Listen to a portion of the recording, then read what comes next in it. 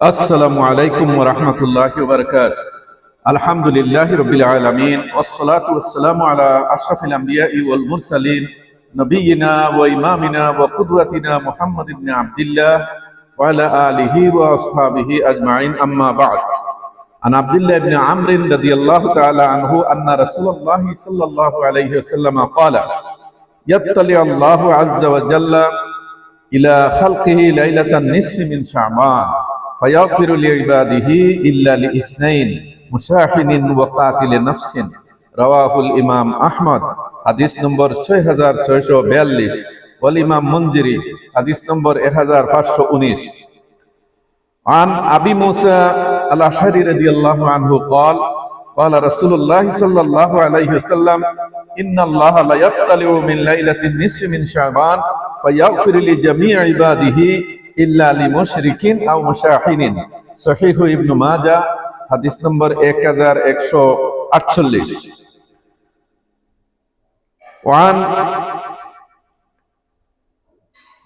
وعن أبي ثعلبة الخشني رضي الله تعالى عنه قال قال رسول الله صلى الله عليه وسلم إذا كان ليلة النصف من شعبان اطلع الله إلى خلقه فيغفر للمؤمنين ويملي للكافرين ويدع أهل الحقد بحقدهم حتى يدعوه।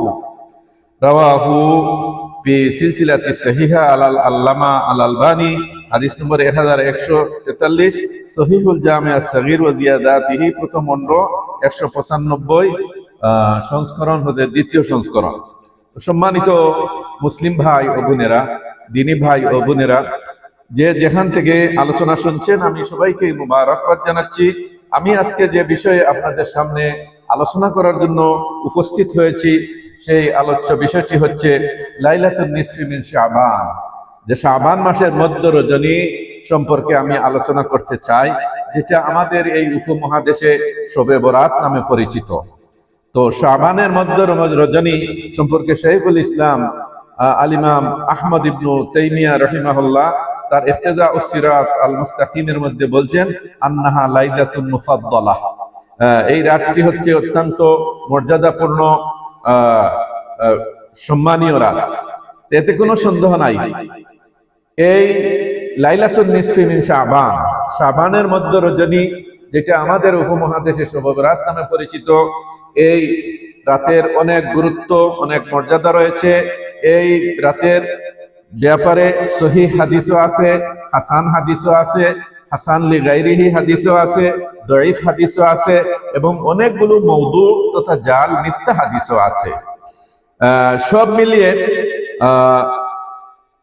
আমল করার মতো এবং শিক্ষা গ্রহণ করার মতো কিছু বিষয় রাসূলুল্লাহ সাল্লাল্লাহু আলাইহি ওয়াসাল্লামের এই হাদিসে বা সংবাদে রয়েছে।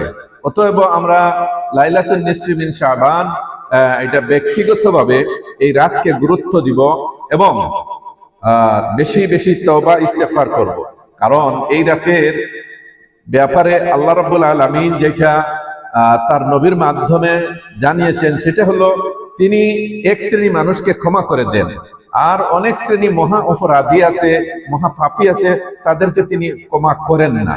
তো যেসব পাপী অপরাধীদেরকে তিনি ক্ষমা করেন না, আমরা যাতে এই ধরনের কোনো পাপ বা অপরাধে লিপ্ত না হই, এ থেকে বাঁচার জন্য আমরা যেন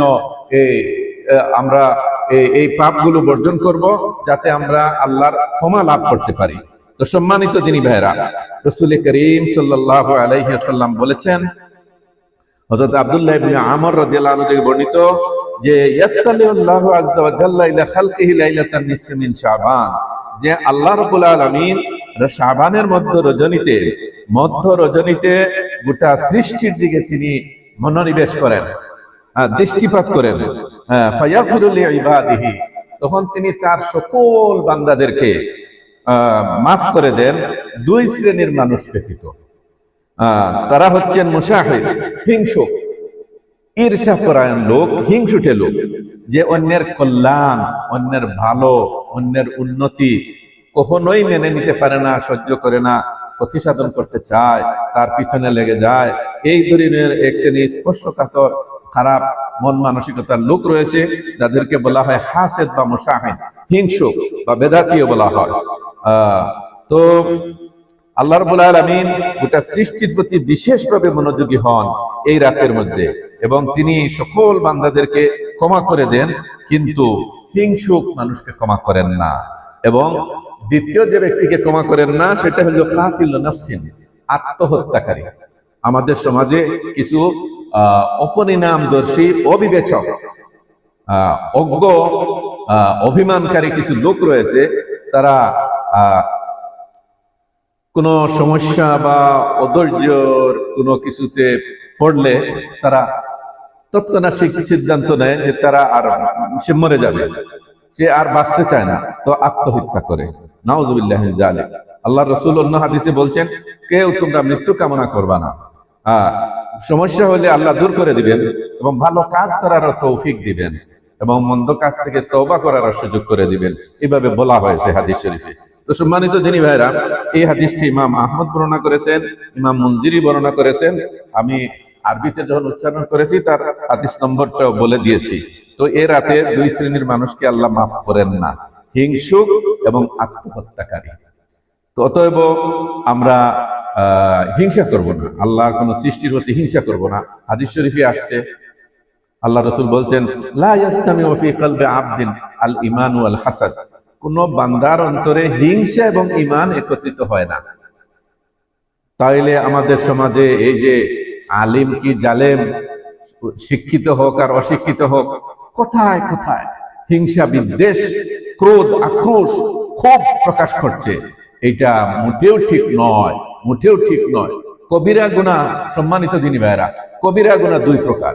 একটা হইল গিয়া অঙ্গ প্রত্যঙ্গের কবিরা গুনাহ, যেমন কেউ খুন করলো, কেউ মারলো, গালি দিল, এগুলা হচ্ছে কি আপনার আঘাত করা, এটা হলো অন্যায়ভাবে আঘাত করা, এগুলা হচ্ছে অঙ্গ প্রত্যঙ্গের কবিরা গুনাহ। আর অন্তরের কবিরা করা, এটা হলো কুধারণা পোষণ করা, হিংসা পোষণ করা, গীবত করা, পরনিন্দা করা, এই কথা চালাচালি করে দুইজনের মধ্যে দ্বন্দ্ব, সংঘাত, ভুল বুঝাবুঝি, সন্দেহ, দূরত্ব সৃষ্টি করা, এগুলা হলো আপনার অন্তরের কবিরা গুনাহ। নাউযুবিল্লাহি মিন যালিক। তো আল্লাহ তাআলা আমাদেরকে হেফাজত করুন, আমরা হিংসা করব না এবং কেউ যেন আত্মহত্যার সিদ্ধান্ত না নেয় এবং আত্মহত্যা না করে, কারণ এই রাত্রে এই দুই শ্রেণীর মানুষকে ক্ষমা করেন না। অন্য হাদিসে আছে, যেটা আবু মুসা আশআরী রাদিয়াল্লাহু আনহু থেকে বর্ণিত, নবী করিম সাল্লাল্লাহু আলাইহি ওয়াসাল্লাম বলেছেন, এই রাত্রে আল্লাহ রাব্বুল আলামিন তার সকল বান্দার প্রতি তিনি মনোনিবেশ করেন, সকল বান্দাকে মাফও করে দেন। ফায়াগফিরু লিজামিই ইবাদিহি, সকল বান্দাদেরকে মাফ করে দেন, ইল্লা লিমুশরিকিন আও মুশাহিনিন, তবে শিরকে লিপ্ত ব্যক্তি, বহুত্ববাদী, যে কলিমা তাওহীদ লা ইলাহা ইল্লাল্লাহ এর খেলাফ, এর পরিপন্থী চিন্তাধারা পোষণ করা, বিশ্বাস পোষণ করা, তাওহীদ বিরোধী ধারণা পোষণ করা, আল্লাহর সাথে শরীক করা, আল্লাহর ইবাদতের মধ্যে শরীক করা, সৃষ্টির মধ্যে আল্লাহর গুণাবলী সাব্যস্ত করা, রাসূলের মধ্যে, পীর আউলিয়ার মধ্যে আল্লাহর গুণাবলী সাব্যস্ত করা, অলৌকিক ক্ষমতা, আল্লাহর সাহায্য ছাড়া কারোর মধ্যে সৃষ্টি হতে পারে এমন ধারণা করা, এইগুলো সব হচ্ছে কি আপনার শিরক। ওই শিরক যে করে তাকে বলা হয় মুশরিক। এই রাত্রে মুশরিককে মাফ করেন না এবং মুশাহিনিন, হিংসুককেও মাফ করেন না। এটা ইবনে মাজাহ শরীফের মধ্যে আছে। এই দুইটা হাদিস আপনাদেরকে আমি পড়ে শুনেছি।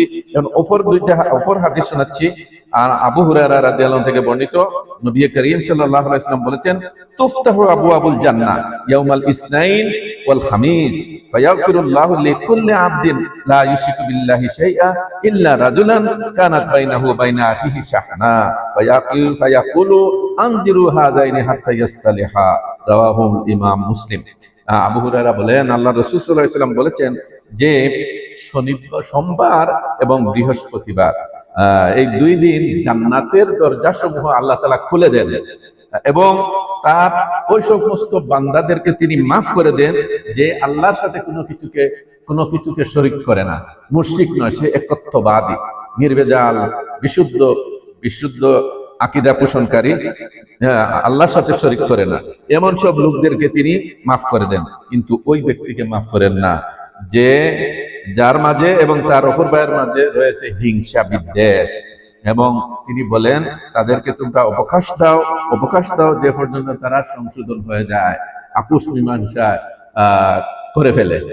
তো আমাদের সমাজে তো হিংসা বিদ্বেষ তো আছেই।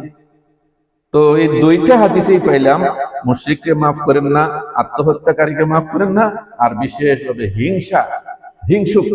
হিংসুটে মানুষকে আল্লাহ ক্ষমা করেন না। নাউজুবিল্লাহ, আল্লাহ তাআলা আমাদেরকে হেফাজত করুন। হযরত মুআয ইবনে জবল রাদিয়াল্লাহু আনহু থেকে বর্ণিত আছে, নবী করিম সাল্লাল্লাহু আলাইহি ওয়াসাল্লাম বলেছেন, يطلع الله إلى جميع خلقه ليلة النصف من شعبان فيغفر لجميع خلقه إلا لمشرك أو مشاحن رواه الطبراني والحاكم والمنذري। মুনজিরি, ইমাম মুনজিরি তার তারগীবের মধ্যে উল্লেখ করেছেন, হাদিস নম্বর হলো 1517।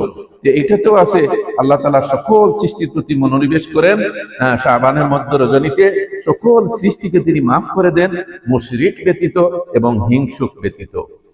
সুবহানাল্লাহ। সম্মানিত দিনী ভাইরা, হযরত আতা ইবনে ইয়াসার রাহমাতুল্লাহ আলাইহি থেকে বর্ণিত আছে, তিনি বলছেন, মা মিন লাইলাতিন বাদা লাইলাতুল কদর আফদালু মিন লাইলাতিন নিসফি মিন শাবান। যে শবে কদরের রাতের পর আর শাবানের মধ্য রজনীর চেয়ে উত্তম মর্যাদাপূর্ণ আর কোন রাত নেই। ইয়ানজিলুল্লাহু তাবারাকা ওয়া তাআলা ইলাস সামাঈদ দুনিয়া, এ রাতে আল্লাহ তাআলা দুনিয়ার আসমানে অবতরণ করেন। ফায়াগফিরু লিইবাদিহি কুল্লিহিম, তিনি তার সকল বান্দাদেরকে maaf করে দেন, ইল্লা লিমুশরিকিন আও মুশাহিনিন আও কাতি রহমিন, তিন শ্রেণীর মানুষ ব্যতীত, শিরককারী, মুশরিক, মুশাহিন তথা হিংসুক, ও কাতি রহমিন, আত্মীয়তার সম্পর্ক ছিন্নকারী। এই যে রক্ত সম্পর্ক, মায়ের সূত্রে বাপের সূত্রে যে আত্মীয় স্বজনরা রয়েছেন তাদের সাথে সুসম্পর্ক রক্ষা করে চলতে হবে। যদি কেউ রক্ষা করে না চলে তাকে বলা হয় কাতিউর রাহমিন।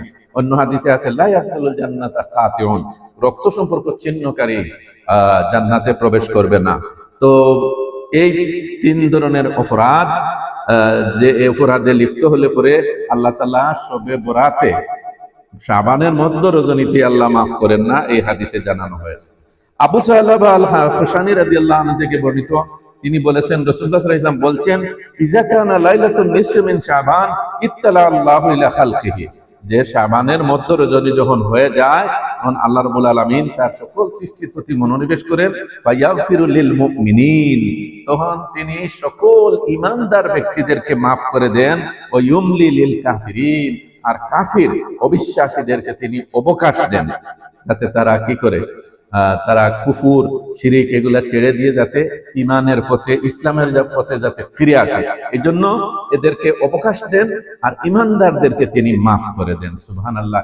ইমানই হচ্ছে গিয়া মুমিনের জীবনের সবচেয়ে বড় নিয়ামত। এর চেয়ে বড় নিয়ামত মানুষের জীবনে, মুসলমানদের জীবনে আর কিছুই নেই। এই জন্যই জানাজার নামাজে আমি বলে থাকি, ওমান তাওয়াফাইতাহু মিন্না ফাতাওয়াফাহু আলাল ঈমান, আমাদের মধ্যে থেকে আপনি যাকে মৃত্যু দিবেন ঈমানের উপর মৃত্যু দিবেন। সুবহানাল্লাহ। ওই ঈমান যার আছে সে যাবে জান্নাতে। বুখারী শরীফ, মুসলিম শরীফে হাদিস আছে, যার অন্তরের মধ্যে সরিষার দানা পরিমাণ ঈমান রয়েছে, সে যদি কর্মদোষে জাহান্নামে যায়ও বটে, তাহলে আল্লাহ রাব্বুল আলামিন তাকে জাহান্নাম থেকে বের করে জান্নাত দান করবেন, জান্নাতে প্রবিষ্ট করবেন। সুবহানাল্লাহিল আযীম। ঈমান কত গুরুত্বপূর্ণ।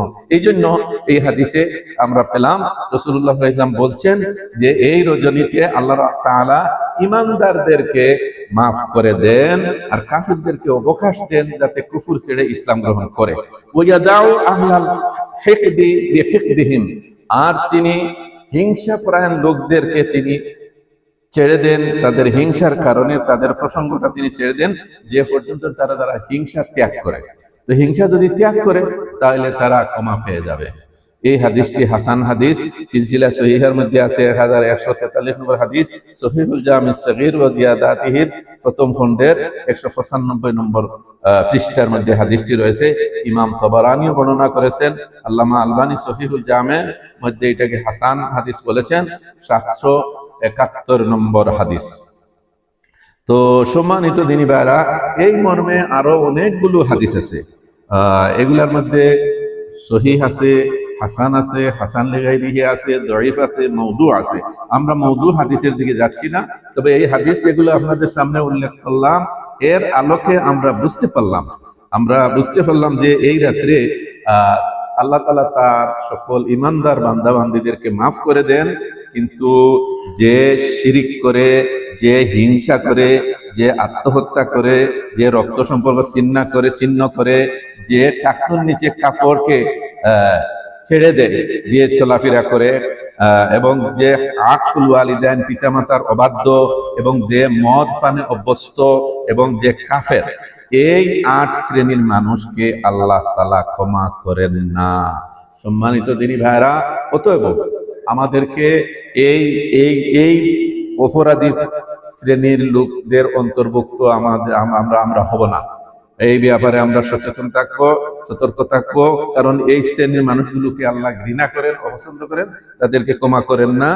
আর যেহেতু এই রাত্রে আল্লাহ ক্ষমা করার ঘোষণা করছেন, সৃষ্টির প্রতি মনোনিবেশ করেন, অতএব আমাদেরকে আল্লাহর দরবারে বেশি বেশি তওবা ইস্তেগফার করতে হবে। ওই বেশি বেশি তওবা ইস্তেগফার করতে হবে।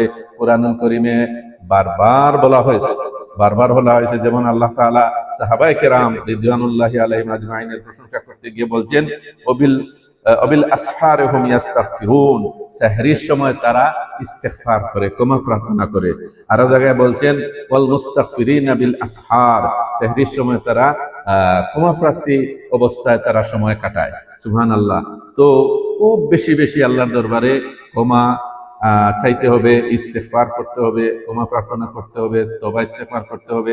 নবী করিম সাল্লাল্লাহু আলাইহি ওয়াসাল্লামের নিয়মিত অভ্যাস ছিল প্রত্যেকদিন ফজরের বাদে তিনি ফজরের বাদে তিনি রব্বিগফিরলি ওয়া তুব আলাইয়া ইন্নাকা আনতাত তাওয়াবুর রহিম, হে আমার রব, আপনি আমাকে মাফ করে দিন, আমার তওবা কবুল করুন, আপনি নিঃসন্দেহে তওবা কবুলকারী এবং অতিশয় ক্ষমাশীল। এইটা 100 বার বলতেন। এবং ফরজ নামাজের বাদে সালাম ফিরানোর পর তো 3 বার আস্তাগফিরুল্লাহ আস্তাগফিরুল্লাহ আস্তাগফিরুল্লাহ বলতেন। তো এভাবেই আমরা যাতে বেশি বেশি আল্লাহর দরবারে তওবা ইস্তেগফার করি, আল্লাহ তাআলা আমাদেরকে তৌফিক দান করুন। আর আমাদের দেশে এই যে শবে বরাতকে কেন্দ্র করে অনেকগুলো রসম রেওয়াজ তৈরি হয়েছে। দল বেঁধে লোকেরা কবরস্থানে যায় এবং কবরস্থানে মোমবাতি জ্বালায়, আবার বিশ্বাস করে মুর্দেগানরা কবর থেকে বের হইয়া নিজের বাড়িতে যান, আত্মীয় স্বজনদের সাথে দেখা করেন। ব্যাপারটা আসলে এগুলা সব রসুম রেওয়াজ ভিত্তিহীন, এগুলা বর্জনীয়। তো শেখ আলবানী, নাসিরউদ্দিন আলবানী রহিমাহুল্লাহ, যুগশ্রেষ্ঠ হাদিস বিশারদ এবং রিজাল শাস্ত্রবিদ, তিনি তার সিলসিলা সহিহার মধ্যে 3য় খণ্ডের 135 পৃষ্ঠায় 1144 নম্বর হাদিসের ব্যাখ্যায়, হাদিস নম্বর হলো ইয়াতাল্লাহু তাবারাকা ওয়া তাআলা ইলা খালকিহি লাইলাতান নিসফি মিন শাবান ফায়াগফিরু লিজামিই খালকিহি ইল্লা লিমুশরিকিন আও মুশাহিদ, যে মহিয়ান গরিয়ান আল্লাহ তাআলা তার শাবানের মধ্য রজনীতে একটা সৃষ্টির প্রতি মনোনিবেশ করেন, মনোযোগী হন এবং তার সকল সৃষ্টিকে মাফ করে দেন, কিন্তু শিরকে লিপ্ত ব্যক্তি এবং হিংসুক ব্যক্তিকে মাফ করেন না।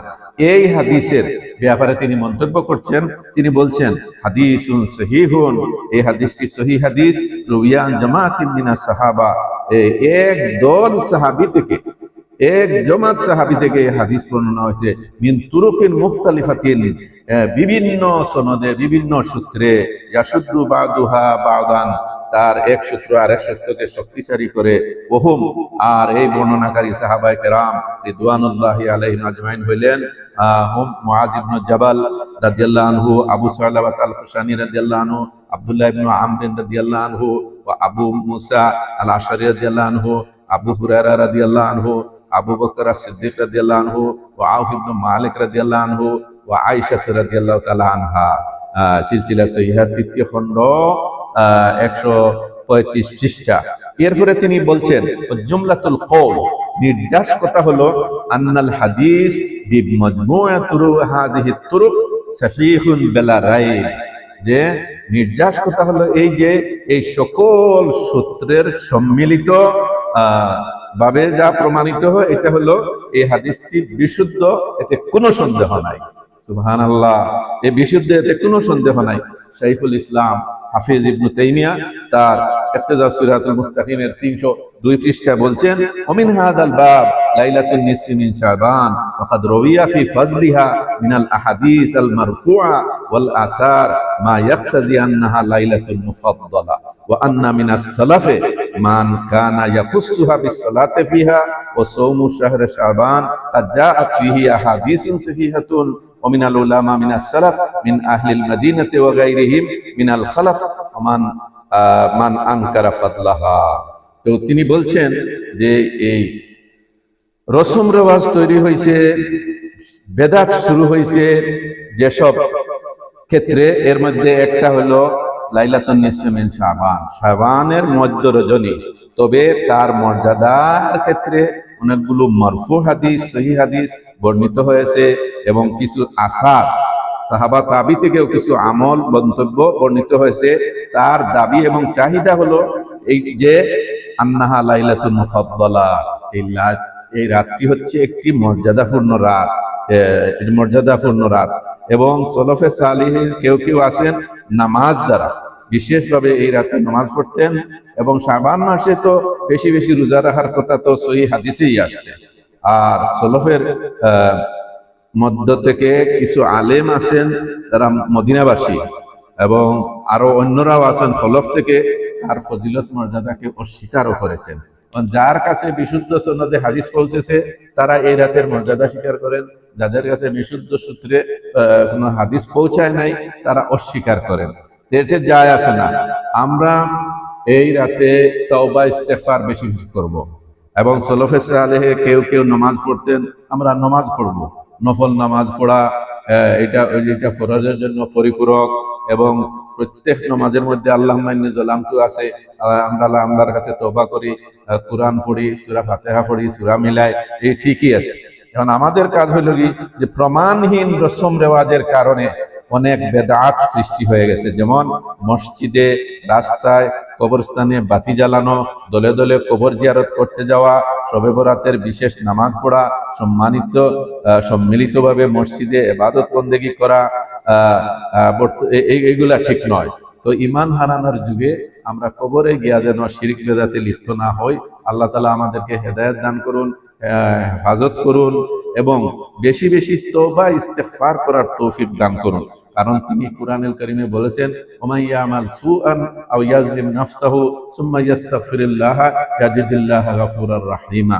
যে ব্যক্তি কোনো মন্দ করলো, নিজের উপরে অথবা নিজের উপরে জুলুম করলো, এরপর আল্লাহর কাছে তওবা ইস্তেগফার করলো, তাহলে সে আল্লাহ তাআলাকে তওবা কবুলকারী, দয়াশীল হিসাবে পাবে। তো আসুন আমরা শাবানের মধ্য রজনীতে বেশি বেশি তওবা ইস্তেগফার করব। যেমনি ভাবে শবে কদরেও বেশি বেশি তওবা ইস্তেগফার করতে আল্লাহর রাসূল বলেছেন। মা আয়েশা জিজ্ঞেস করলে পরে তিনি বললেন যে তুমি যদি শবে কদরতে পাও তাহলে বলো আল্লাহুম্মা ইন্নাকা আফুউন তুহিব্বুল আফওয়া ফা'ফু আননি। এইভাবে আমরা এই লাইলাতুন নিসফি মিন শাবান, শাবানের মধ্য রজনীতে তওবা ইস্তেগফার তুলনামূলক বেশি বেশি করব ইনশাআল্লাহ। জিকির আজকার করব, সব ওই ব্যক্তিগতভাবে করব, দলগতভাবে নয়, জামাতবদ্ধভাবে নয়, মসজিদে গিয়া সম্মিলিতভাবে নামাজ আদায় করে নয়। আল্লাহ তাআলা আমাদেরকে শিরক বিদআত থেকে হেফাজত করুন, বিশুদ্ধ আমল করার তৌফিক দান করুন, বেশি বেশি তওবা ইস্তেগফার করার তৌফিক দান করুন। আসসালামু আলাইকুম ওয়া রাহমাতুল্লাহি ওয়া বারাকাতুহু।